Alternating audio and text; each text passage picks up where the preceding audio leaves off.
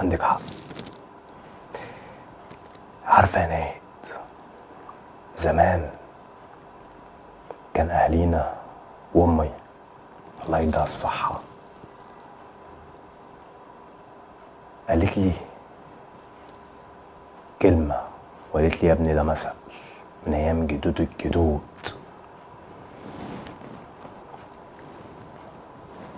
هات اللي تعين على الزمن، مش هات اللي تعيد الزمن. بقى انتي بتنكري خيري وتقولي كمان اخلعك. ايه ده؟ هو الزمن بيرجع لورا؟ العيب فينا ولا العيب في مين بالظبط؟ عجزي ده هو اللي اثبت لي الحقيقه. لوما اللي انا عجزت ما كنتش زلتيني الذل ده وعرفت الحقيقه. عايش معاكي 7 سنين ومن ضمنهم سنة عجز، مش قادرة تستحمليني. ده انت مفروض تقولي لي ده انا اقف معاك في تعبك. الست الأصيلة اللي تقف في ظهر جوزها مش تذله وتهينه عشان خاطر تقولي دي فلوسي. كل الخير اللي انت فيه ده من تعب وشقاية، وجه الوقت اللي انا ارد عليكي. جه الوقت اللي تعرفي فيه الحقيقة. حقيقة ايه؟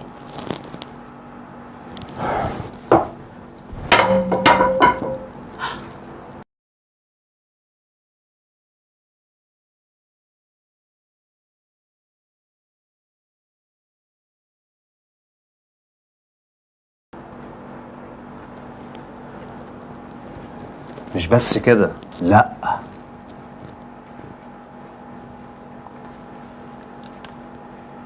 اخويا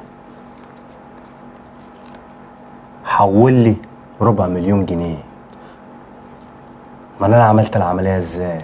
وقفت على رجلي ازاي؟ قلت يا رب، ولقيتك بتبيعيني. بس عجزي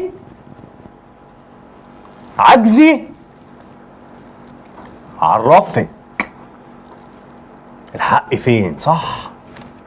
وعرفت الحقيقة. 7 سنين بتمثلي عليا. في مفاجأة كمان بقى، آخر مفاجأة، عشان يبقى خدت حقك بالكامل. مش انت عايزة الطلاق؟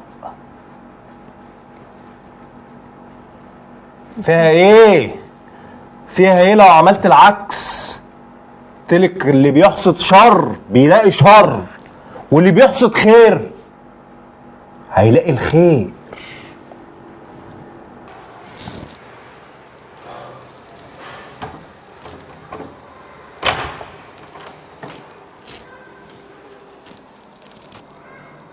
حماتي ايه يا بنتي؟ ليه اللي بتعمليه في ابن ده؟ هو عمل فيكي ايه؟ عملتي ليه كده فيه؟ بعد ما عمل العمليه وتعب ومش قادره تشيليه؟ وامي بقى ها؟ اللي كانت بتسمع كل حاجه بره، وقلت لها كل ما يخطر على بالي، ومعانا من اول ما دخلت على الباب وانا بحكي لك، وهي سامعه كل ده. ليه يا بنتي ما عملتش فيك حاجه وحشه؟ ليه؟ الخير اللي انت فيه كله ده منه هو. ايه يا ماما؟ الست دي ما تعيش معاك تاني. بعد اللي عملته فيك. ديت حرام تاكل اللقمه اللي انت بتجيبها وبتشقى بيها، دي ما تاكلش لقمتك ولا تعيش عيشتك، ديت ما تنفعكش. مش بس كده، انا امي كمان كتبت لي الارض، المفاجأة الأخيرة. هات فلوسه بخاينه، حرام تبقى ابن ولا عرفك لو خليت على ذمتك تاني. شفتي بقى المفاجأة؟ تعالى يا ابني، تعالى يا ابني عشان نتحاسب، تعالى ونشوفوا مين اللي هيخلع مين.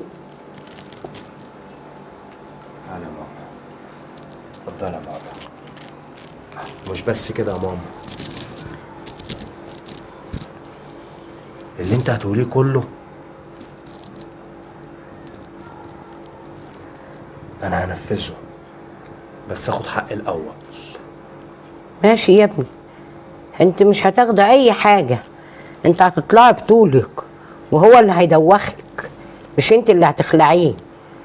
يعني مش انت واحده زيك هي اللي تخلعه، هيطلقك وانت مش هتاخدي منه اي حاجه. انت رافعه عليه قضيه خلع، انت اللي رافعه عليه، ده هو اللي هيرفع عليكي، هو اللي هيدوخك، مش انت اللي هتدوخيه بعد تعبه ده كله.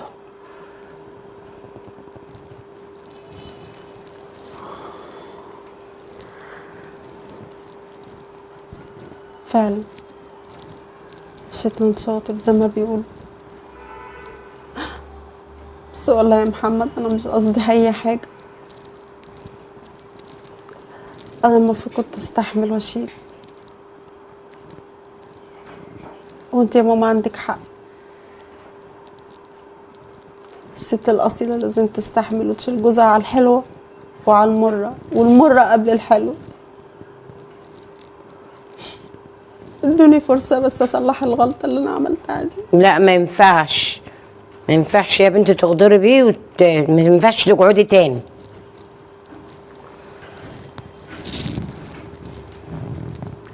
انا عشمانه فيك يا ماما، وانت يا محمد وتطلع بره دلوقتي عشان البيت ده بيت ابني، بيت محمد. الست دي ما تقعدهاش على ذمتك تاني يا ابني.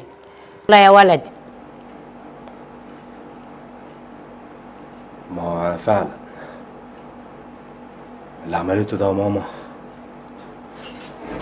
ذلتني، طلعت عيني.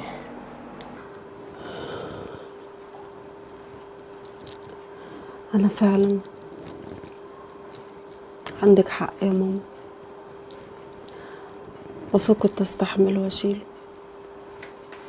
بس الشيطان وحش قوي.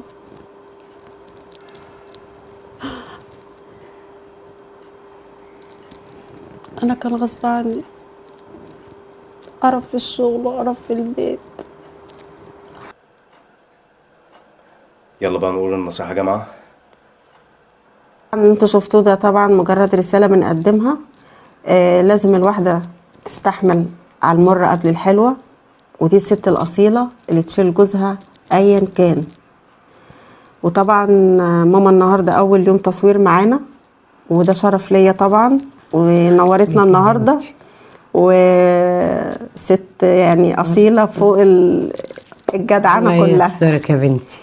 بس فاحنا يا رب بس نكون كان فيديو خفيف عليكم، ونتمنى يا رب يكون عند حسن ظن جمهورنا الغالي.